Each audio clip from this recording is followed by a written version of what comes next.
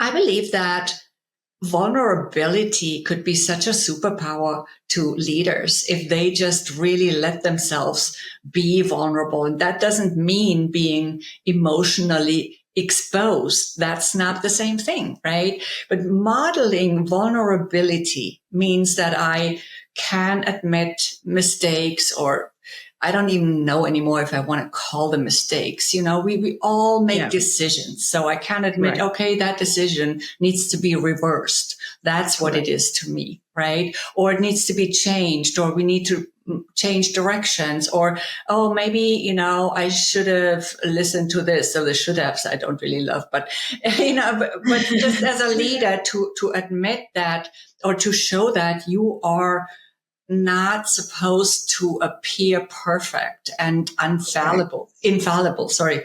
And that also, opens up the possibility for the team members to admit when they require support, when they need help, even also in the context of delegating. That also needs to be transmitted, that trust that they can come to you. You don't want to micromanage them, as you said, but you do want to have that door open for when they do need support or when they have questions, right? And when you bring that more human aspect of leadership into your team, I personally believe that the overall emotional intelligence will go up almost a little bit automatically. Nice. That is also why I'm such a huge fan of heart-centered leadership, because a lot of people think, oh, leading from the heart is soft or weak. It's actually the opposite. It's bold. It's courageous. It's new. That's why it is courageous, because not everybody does it. So you get to step up as a leader and say, look, you know what, as we make this decision, we might not always be able to do this. But for example, if it's not like a huge team, in a huge corporation, maybe as we make this decision, let's consider everyone involved and how it affects them. Correct. Maybe that is going to be a much more sustainable decision. The outcome of that is a much more sustainable decision than any quick decision that does not consider this, right?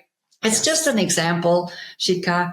I believe that, self-awareness is the basis for self-leadership, right? So that includes emotional intelligence. And I talked about also actually dissolving your stuck emotions. When you do that as a leader, you're in a much different place to model this to your team. They will notice it, and you will be able to pass your emotional intelligence, or a piece of it at least, on to them by who you are, by how you show up, and by maybe also teaching them proactively, right? And being that inspirational leader that they want to see in you, and not just managing projects. Correct. And, I know leadership is more than managing projects anyway, right? But I'm just exaggerating a little bit here. So maybe you can become that very inspirational figure in your team's lives who has something else to give them,